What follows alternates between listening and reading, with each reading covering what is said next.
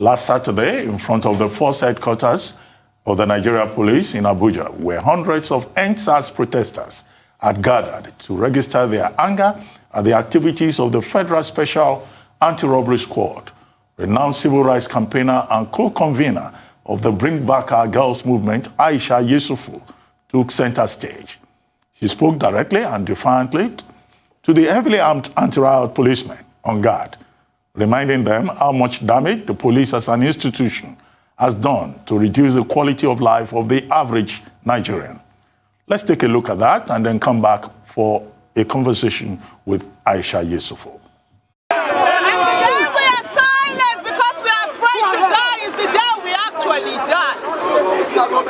I see today in front of the police headquarters. You all are coming out, you all that are cowards. Your men were killed in Borno, you did nothing. 8 policemen were killed in Borno, you didn't go out after them. You stayed inside here. Yesterday you attacked protesters. What did they do to you? They did nothing to you. You should be ashamed of yourself. Yes! Nigerian police, you should be ashamed of yourself. Put a bullet through me because I'm already dead in this country. We are not living in this country. Every day they come out, you harass them, you kill them. Meanwhile, your children are dead at home. They don't have good quality education. They don't have good health care.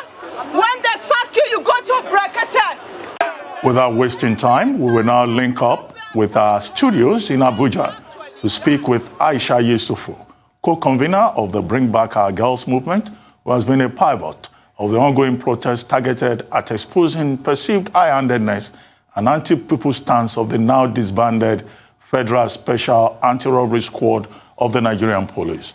Aisha Yesufu, good morning and welcome to the morning show. Good morning. Good morning, and thank you for having me. Yes, thank you for joining us. Well, quite a display of courage there with you taking the finger, and that stance has become an iconic definition of the protest. Quite courageous. But I would like to ask you, the Inspector General of Police has announced a disbandment of the Special Anti-Robbery Squad nationwide.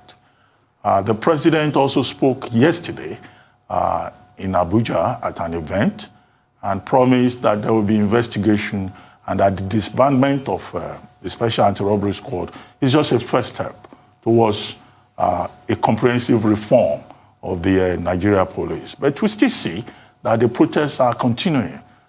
People are still saying they are not satisfied. What else will you say government should do to get the protesters off the streets so that all of us can now focus on that comprehensive reform that the president has talked about?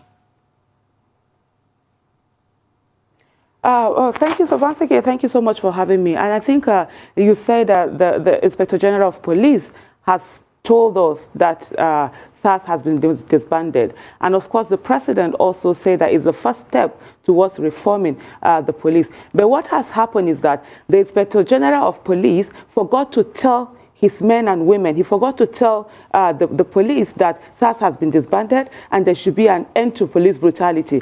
The president also forgot to tell the police. So because at the end of the day, yesterday, how many people were killed? Several Nigerians were killed simply because they were either protesting or they were close to the place that the protest was going on. After the president, who is supposed to be the commander-in-chief, had spoken. So that means they are not listening to the IG, they are not listening to the commander-in-chief. Who then are they listening to? And I think this culture in Nigeria, where we sort of like always blaming the victim rather than focusing, blaming the perpetrator, we put the focus on the victim. We are telling the protesters to go away. The protesters are being killed, not a day since this whole protest started, that there wasn't attacks, there wasn't tear gassing, bullets wearing shot at us, our cars wearing destroyed, our properties factories weren't destroyed, people weren't killed from the first day till today of this protest. So the issue is that we are not asking the IG to tell us, we are asking him to tell his men, and not just tell his men, for us to see it on ground. For the protesters are saying enough is enough. They are being killed every day. Right now, we are worried about the fact that our lives are being disrupted. Yeah, we were supposed to go to offices yesterday. We couldn't go to offices in certain cities. But what about the protesters who, for some of them, have been killed? The reason why this protest started in the first place is because there was death. And they are angry. The youth of Nigeria are angry, and we should listen to them. We failed them. We didn't give them a country where they can thrive, where they can compete favorably with their counterparts from other parts of the country. And yet, all they are saying is that they want to leave, and we are still killing them while they are demanding that they want to leave. That's not the way a country should be. Indeed. And in your speech there at the protest, you made a reference to lack of quality education. You started talking about the conduct of the police, the unsatisfactory conduct of the police, and then you moved into education, which just demonstrates that there's a broad range of issues being reacted against at this point. What, for you, would constitute a breakthrough? What would make you feel satisfied that voices really are being heard this time? For there to be not just words, but there to be action, for us to see things on ground, there needs to be absolute reform of the whole police system. The SARS, when they say end, they need to be not just disbanded and then redeployed. Redeployed to what? To continue what? Let me give you an example for you to understand what we are talking about. On Saturday, when we went for that protest, after they had shot at us, we were going, they kept shooting, they kept throwing the canisters. How I didn't get a bullet as I'm sitting down here, I don't know. When we were done, we came to pick our cars. Guess what? They had viciously used knives to cut a tire each per car. On Sunday, when we came for protest, when we kept cars, you know what they did? They used knives to viciously cut 2 tires per all the cars that were there, destroying them. There must be a certain kind of depravity that will make somebody to get so low to, after you have tear gas, shot at, driven away, use water cannon on the protester to destroy their properties in this way. So we have a whole lot of issue going on. We've seen what has happened. We've seen the killings going on. We've seen yesterday all the killings and everything. If you're talking about what victory is, a victory is a Nigeria police force that we all can be proud of. And one of the things, and for me, I commend the protesters, and I say, we the older generation should take a leaf from what they're doing. They are fighting the shackle of oppression. They even went ahead to demand for better welfare. In the 5 demands that they made for better welfare for the police. So this is not just about them saying, oh, beyond stop killing us, but we want a nation that works. We want everybody, the tribes. There needs to be reaction. There need to be things put in place right now. It's not the words. Enough of the words. We've been hearing that since 2017. The thing is that, what are the things? And there are certain key point actions that they've talked about. All protesters, they should be released. There should be investigation. We should start prosecution. I'm just saying, just before I came on, I saw on Twitter where they say a 70-year-old was slapped because she was part of the protest. She came out to show her grievance. She was slapped by the policemen. How can that happen in a country where we are being told that we should respect the president because he's in his 70s? When we say that, oh, he was voted in to be the president and commander-in-chief and not to be anybody's father or grandfather.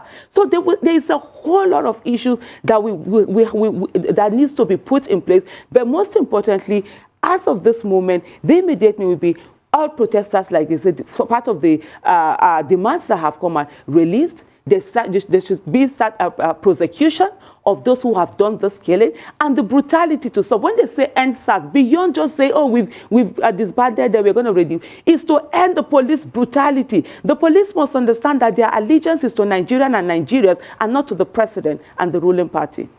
Right, and great and very passionate point you've made there. And I'm excited you talked about the part of the welfare that were part of the demands, by the protesters, the welfare of the police officers. In fact, there's a police reform bill, that is currently on, and this talk has been on for quite a while. But while we're talking this morning, Dr. Pat, you raised a very interesting point about the debate that was ensued, that maybe a name change would even apply, that maybe if we had called them the Nigerian Police Service rather than Nigerian Police Force, it will put a psychological, imprint on them to know that they're going to serve the people.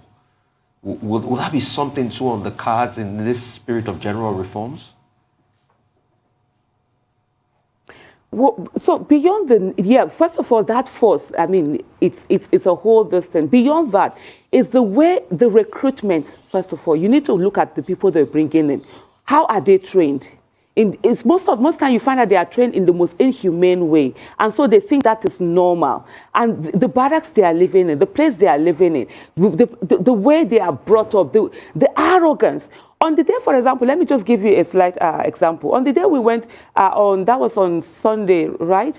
When some of the protesters were arrested and they were taken to the police headquarters, we went there to go out, and they came at us as if they were going to lynch us. And while we were there, a car came in, and this someone in the car from afar, called me. Come over. And I looked at him. I'm like, excuse me, I'm here. You're asking me to just come over to where you are. And then the next thing, he's the so they gave a certain rank, which I can't remember right now. And I'm like, you are supposed to be the one to come in. And this, I'm not talking of even the ones that you call recruits right now. I'm talking of a top ranking officer within the Nigerian police. And he sat in his car and he felt that we had to be the ones to go and meet. And the next thing, angrily, he drove away. And the rest of the men were like, that is how I can't remember his position now. You mean you were disrespectful to him? They need to understand that they're serving the people. It is not for them to lord it over Nigerians. I think we need to get to a place where we understand that we have democracy, and it's been 21 years, and this is no longer military rules where anybody with uniform will be the one lording it over civilians. There's nothing like bloody civilian. That language, and I still see even younger recruits, they call them, that are being taken in, they are being told that they are being taught that language. Nigeria is still sort of like militarized. We need to demilitarize Nigeria in our culture, in our minds, in everything, especially from the people who are in uniform. So it's not just the change of name. There is a whole lot of issues that have to go on. And of course, that psychological evaluation that is being talked about is absolutely necessary, because like I said earlier, there must be something very depraved about a man. You have beaten people, you've chased them away, and then you come and go through their properties. Let me just talk a little bit about a video that came out that was circulated sometime, I think last year, on social media, where some policemen had seen a young man with an iPhone, and he was so angry and complaining bitterly. How can you, an iPhone is about 200 or something, or 300 or something thousand, how much is that, his salary and all of that? So there's an anger, and they're doing transfer aggression to the public. The public isn't their problem. Their problem are their leaders, and they need to talk to them. Their problems are the ones in office, and they need to talk to them. They should not transfer that aggression and begin to take it out on citizens, especially young Nigerians, whom we, the older generation, have failed woefully. We haven't done well for them, and yet we're not even allowing them the option to live. Can you just imagine what our youth are fighting for? Their counterparts are fighting for climate change and other things, and the right of bees to have flowers, to pollinate. And here we have our own youth are begging us to be given opportunity to live. It's not fair. Well, Aisha, what will constitute comprehensive reform for you? Because we've been on this conversation for a very long time. Is it community policing? Is it state police, so that every state or region can take responsibility for managing their own police structure in their own area? And then this protest, unlike other protests in the past, this one does not quite seem to be to have a structure, a leadership structure. Every young man that is angry is just out there on the streets. Is there a mechanism that has emerged in the last few days that can serve as a platform for engaging the authorities? Say, for example, the Inspector General of Police, a group of leaders who can meet with the Inspector General of Police and say, this is what we think should be done. So 2 questions packed in there. Thank you so much, Ruben. When you say meeting with the Inspector General of Police, wasn't that what they were doing when they went to the police headquarters? That was the simple demand. On that day, on that Saturday, we want to see the Inspector General of Police. And they said the Inspector General of Police is not around. And they said, no problem. They were ready to stay there. They were ready to stay there because I was there on Friday when they started their protest. I'm talking for the NSAS protesters in Abuja. When they started their protest, they were attacked. I'm not one of the conveners. I'm not one of the ones that started it or anything. I only came out because of that attack I saw, and I was like, how can we do this to our children? So they had gone there to meet with the Inspector General. They were not allowed. And yet, all throughout this day, that's what they've repeatedly tried to do, and they have been stopped with live bullets. They've been stopped with tear gas, and what more. But then, so it's not the fault is not from them. The fault is from the leadership. It's the Nigerian police that seems not to have leadership. Because right now the IG is saying something inside his office, his men are doing something outside. It definitely means he has no control of his men. The president is saying something inside the villa. The rest of he's supposed to be the commander-in-chief, but the other security agencies are doing their own thing. So that is where there's no leadership.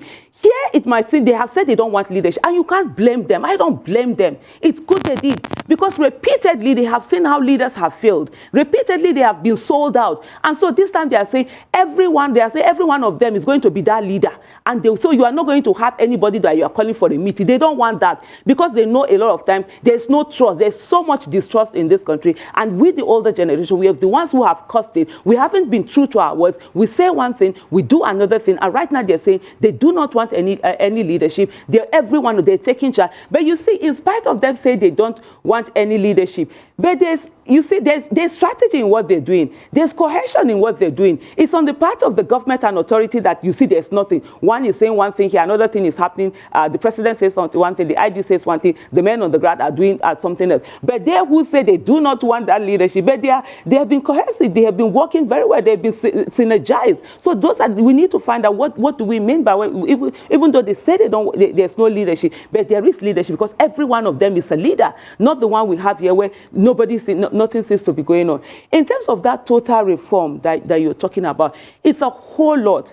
First of all, we need to start recruiting people who are educated into the Nigerian police and any security agency. We need to start from there being a sort of like an independence in a way, not this one where the commander-in-chief, the president is the one who assigns this, who either appoints the, recommends it, and all of that, everything goes that way, and then you have that loyalty is because this is the boss. We need to have a place where that community policing is very important, and I wonder why we are still talking about community policing, why it is not part of what is happening. Right from 2015, even before this government ever came into power, that it was part of the things they were talking about. The vice president, Yemi Osibajo, has been talking about a community policing for a very long time. And I need the vice president to understand that he was sworn in the first time, May 29, 2015. He was sworn in again for the second term, May 29, 2019. So he's the vice president, the second in command of the Federal Republic of Nigeria. He's not like a citizen like us who is talking helplessly, who is telling us the problems, who is talking about how we need police community policing. It should be, because you cannot have someone, for example, when we're talking about that community policing, what we have now, you carry one person who is from a particular place, go and put it in another place where he doesn't even understand the culture, where he doesn't even understand who are probably the criminals and everything.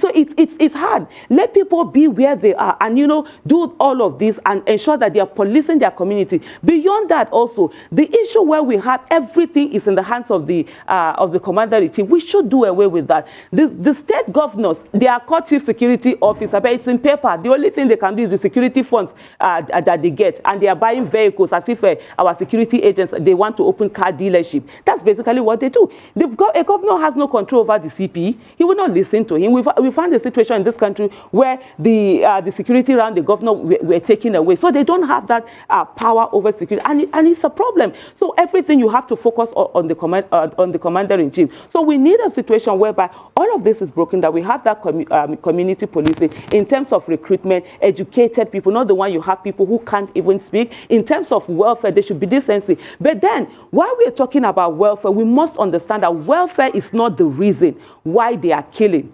It's not the reason why they are killing. It's not the reason why the brutality, because Who isn't paid? Doctors aren't paid very well in this country. Do they go and start killing the patients and then say that, oh, because they are not being paid? Teachers aren't being paid. Are they killing the pupils in their classes? They are not. So that must never be an excuse, even though, yeah, it's being advocated for them to have a better life. And like what we said, like part of the things that I mentioned, this whole fight is the fight for the whole of Nigeria. It's a fight for things to be better. I see a lot of people who are getting irritated. Oh, we're supposed to go to work and we couldn't go to work. Somebody died. Somebody is in the grave. Somebody was just walking by and he was killed. And I see somebody making, oh, even bystanders in this protest have been killed. But the thing is that people were watching. A young man was watching. He went to watch ball at a viewing center, and the bullet took him out. So this bullet is flying, and bad governance, like Gimba Kakanda had said, it's like a stray bullet. It doesn't pick who it chooses. And I think at this moment, we should be calling on the government to do the right thing, for the government to stop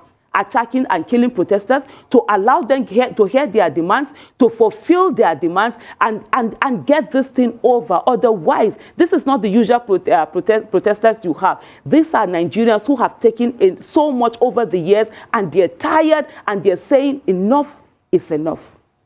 Thank you for that. I wanted to ask you two questions. Nigerians have put up with a lot over the years, and now we see this explosion. What would you say was the catalyst behind this particular outrage? Secondly, we have had verbal commitments from the President and the Inspector General to sort of punish the errant personnel, as they describe them.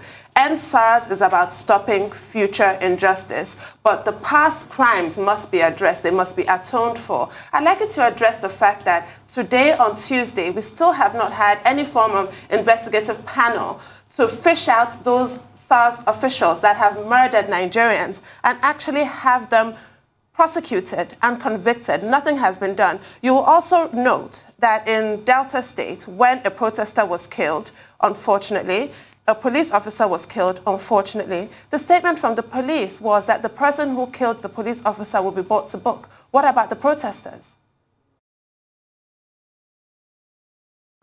So you asked the question, and it's like you've answered it also. So that's exactly what we are talking about. Let me start with the last bit, and to say that in terms of there's no trust. I'm using this. Let me be sincere with you. The president, this government has no credibility with the young people.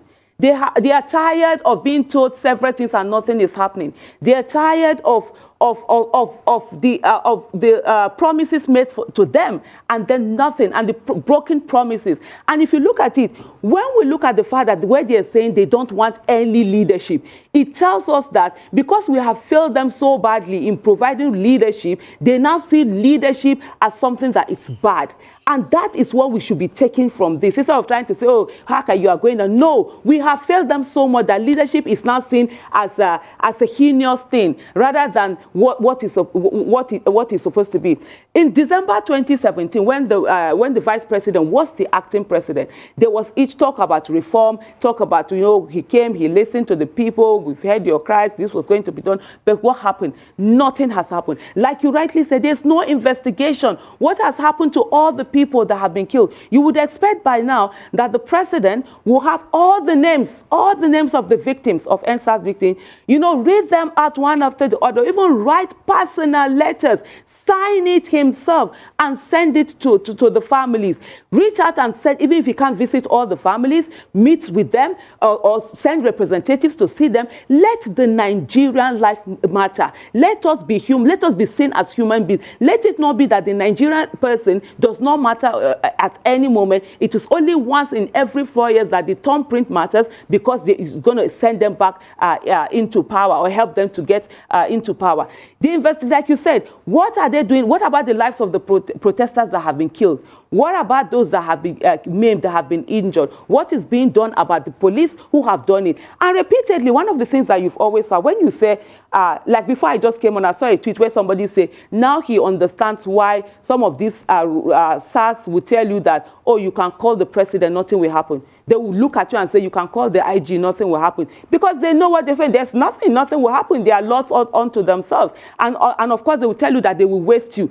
Yesterday, on Sunday, 2 of our protesters that were taken, and they were beaten up, that we went to the police headquarters to go to secure their release. What did the police say to them? They said to them, if it was dark, we would have killed you and thrown you away.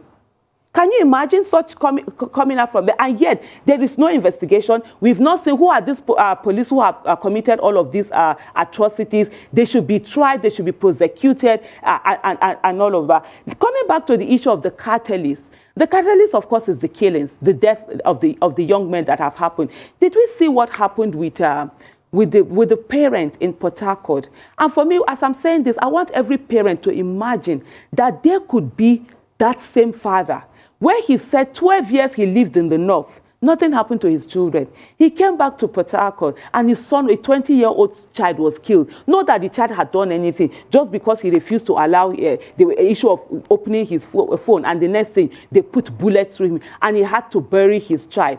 I keep saying this thing over and over again, and I think I need to repeat it today, because I see we are a people of, oh, it's not our portion. We are a people of that, God forbid. The thing is that the last victim also said, God forbid. The parents of the last victim didn't know that they were going to bury a child. The sibling of the last victim didn't know that they were going to bury a sibling. The friends didn't know that. Yesterday's victims were once survivors. Today's victims were yesterday's survivors, and tomorrow's victims would be today's survivors. I always ask, who is next? The victim card in Nigeria is going round, and it is looking for who it will fall off, who it will fall on. Being a victim in Nigeria today is no longer a matter of if.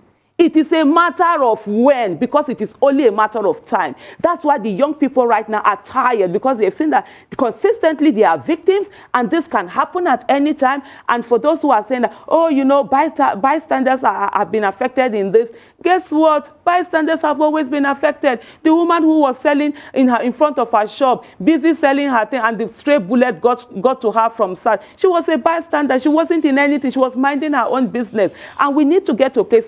In terms of that police reform, it's a whole lot. It's not something that you can easily put here. But one of the things we need to understand is that there needs to be a place where there is, how do I put it now, mutual trust between the citizens and police.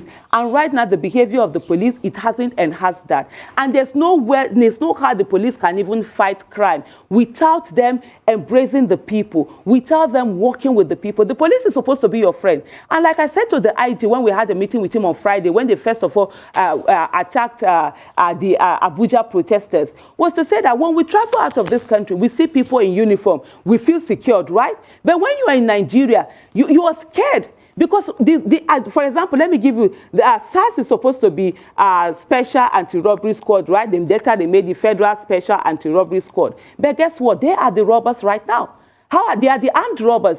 When you go to force people to transfer money to you, when at gun show, you use your gun to make them to get money from the ATM and send to you, withdraw, they transfer money to you. And people have shown receipts of where they sent this money to. Why is it that the police hasn't done anything about you? It's not hidden. We all know, we all have BVNs, we all have, there's this, what banks called Know Your Customer, they have our addresses, they know who we are. So if I say, oh, for those victims that have said 300,000 was taken away from them and they were forced to put it in this account, the account is there. They put the receipt. Why is it that the police hasn't done the investigation? When we met with the IG of police, there was a question that Dr. Obieze Kwesili asked the IG of police. You know, when he was saying that some people have, some of their policemen have been prosecuted, but they just don't want to share it with the public. And she said, what is the incentive in hiding that?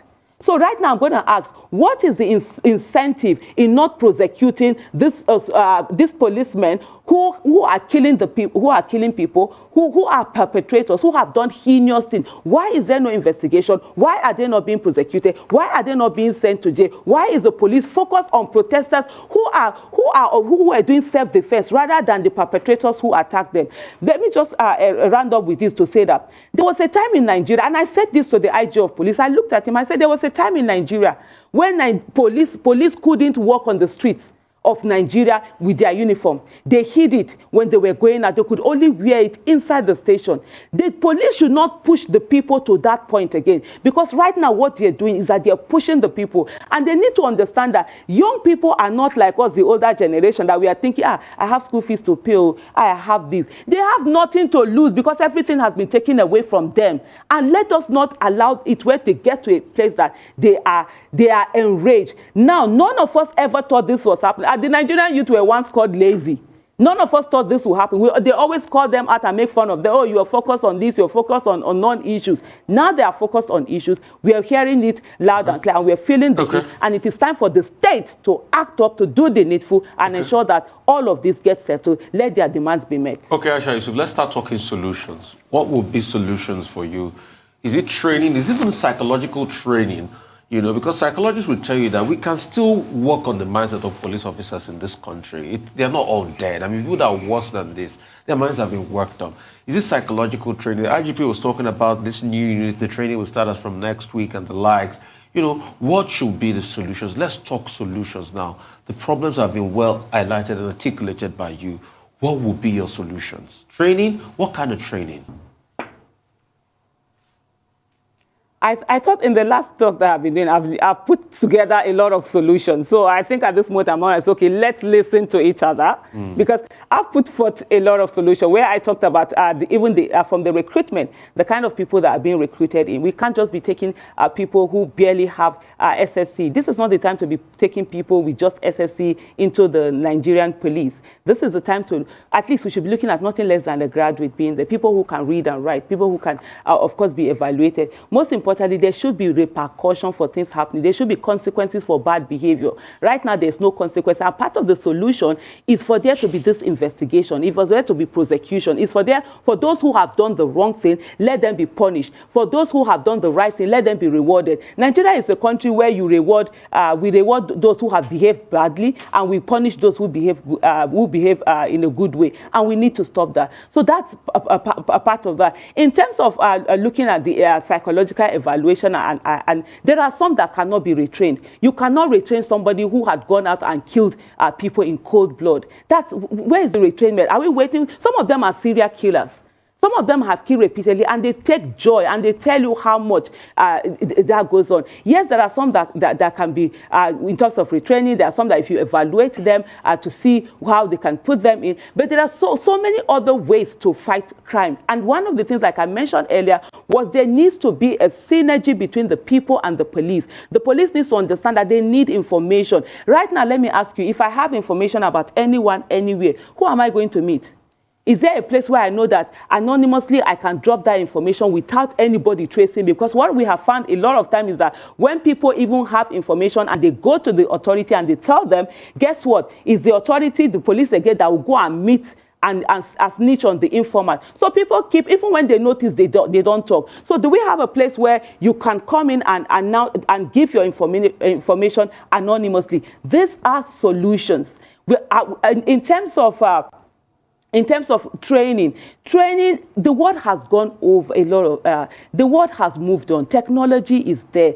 The police that think that, oh, you go and harass somebody and open his phone. What concerns us with opening somebody's phone? What concerns us fighting robbery? How does it come with harassing people? Somebody has dreadlocks and somebody has tattoo, and you come up. How is that? So these are some of the things, that I've been talking about. Intelligence gathering is very important. In what way has police, their intelligence gathering unit, what are they doing? Are they gathering this intelligence from the people? For example, if I have a call, now I have a problem and I need to call, which number do I call really? Let's say a 3-year-old or a 4-year-old is saying something that they need to have a police to call it. What number are they calling? You wanted to be cramming that 080. I don't even know any of those numbers. Do we have numbers? I know there are some states that have it. Do we have some numbers that we can use? And I have always said one thing. There are three numbers in this country.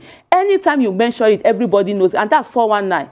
Can we make 419 our toll line that we can call, so that if you need police, you need medical care, you need fire brigade, you can just call 419? We already know these three numbers. Is this something we can do? And then if there's robbery, we're telling the police, oh, there's robbery here. This is what they can do. They can drive over. Not today where we have a situation, even when you call the police, the first thing they tell you is that they don't have fuel.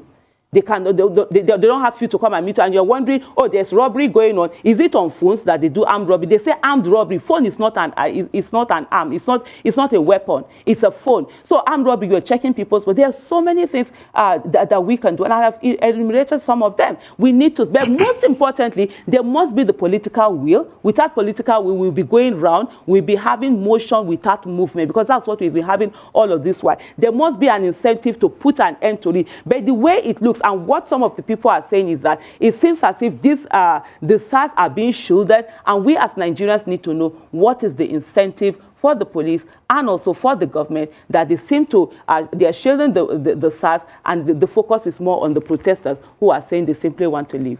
Well, Aisha, before we go, two quick questions. I hope we still have enough time. We've been talking about the Inspector General of Police, the Commander-in-Chief. I haven't heard you talk about the state governors. I guess that they also have a role to play one way or the other. And I give you an example. In Lagos, Governor Sanwo-Olu has been appealing to the protesters to please stop the protests, to allow government to address the issues.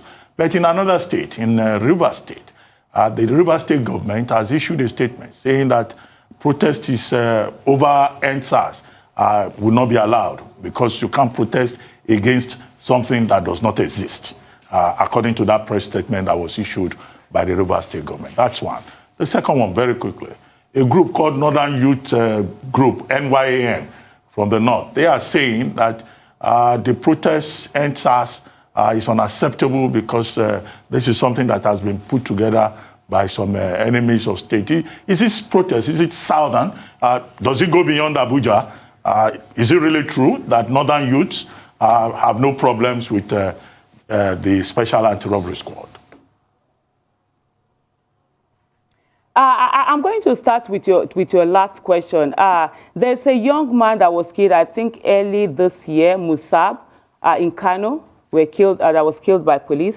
There's nowhere there's no police brutality in the whole of Nigeria. And that's why you see, if you see the way this protest has gone, united. I even had to call my village. They were actually doing their own protest over there, because everybody feels the impact of police brutality. They will take you, they will extort money from you, they will collect money from you. This has gone on over and over again. But on the issue of this northern youth that are saying that the SARS should be allowed, you know what? Fine and good. They can all be brought, all the SARS, instead of redeploying them, they can all bring them, let them take them to Borno, let them to go and fight, since they how do I put it now? They can kill, they can maim, they can shoot. Let them go to Borno, let them go to Zamfara, let them be taken to Katsina, let them be taken to Southern Kaduna to go and fight the bandits that are there and all of that. And I think they will be, because I think part of the statement was that these are some of the police that are used to fight banditry. But so you cannot be fighting banditry in the streets of Lagos, where there's no banditry per se. You cannot be fighting banditry in Benin and all of that. Can they just all be taken to go over there and go and fight? For me, if that's what they want down there, they can be redeployed. Let me come back to the issue of state governors. I did mention the state governors. And what I said is that they are as helpless as I am on the real issue. They don't have power. They are called chief security officers, banner for paper. The power, it's not there. And so a governor cannot even command a commissioner of police. He doesn't have that. He can buy vehicles for them, which is what they do with the security for. And that's why we are asking for this state policing. If there was state policing and community policing, the killings that happened in Lagos, nobody will be focusing on the federal government. It's the state government that would have taken responsibility. I think the issue, the other thing that you made, of course, the Lagos State governor had come out yesterday. He met with the protesters and all of that. But why didn't he come back when this whole issue started? What was he doing in Ondo State? Why was he there? Doing politics. And this is what has infuriated not just only the young Nigerians who are protesting, but a lot of Nigerians. We need to get to a place whereby Nigerian life should matter. Our elected officials should know that they were elected to serve the people. Election should not be what is only their focus, especially when they are talking about life. People had been killed. He still stayed over in Ondo for the election to be done. And then, is that all that matters? When we put them in office, they're supposed to serve us, but all that matters is for how they will keep getting back into office. That's that's not the way it should be. But of course, he has put in measures in, and the Lagos State governor has asked that all the arrested protesters should be released, which is a good one. They weren't supposed to be arrested in the first place. They're coming to Wike, and I think Governor Wike needs to go back and read up on his constitutional law. And understand that the Constitution, I think he's a lawyer, I'm not a lawyer, I don't have any knowledge there, but I do know that the Constitution guarantees for people to protest, and if I like, I want to come out, as long as it's a peaceful protest, to protest for what is not there. That's my personal business. That's the choice of the protester. And I think all the time that the Governor Wike will come out and say that he has, but he should stop it. He should stop it. And if our Nigerian Bar Association was the way it should be, by now they should call him to order. As he's a lawyer, as one of them, he cannot come out and be making this kind of statement. He doesn't have the right to bar anybody from protesting. The Constitution has already guaranteed every Nigerian citizen the right to come out on the streets of anywhere and to protest at any time, as long as it is peaceful, as long as they are not causing any harm. They have that right. And I want to remind Governor Wike that he should understand that no Nigerian is more Nigerian than any Nigerian, and the power that he has there, he got it from his people, and he should not abuse our sensibilities. Well, thank you very much, Aisha Yesufu. Quite interesting conversation with you this morning. Thank you for joining us.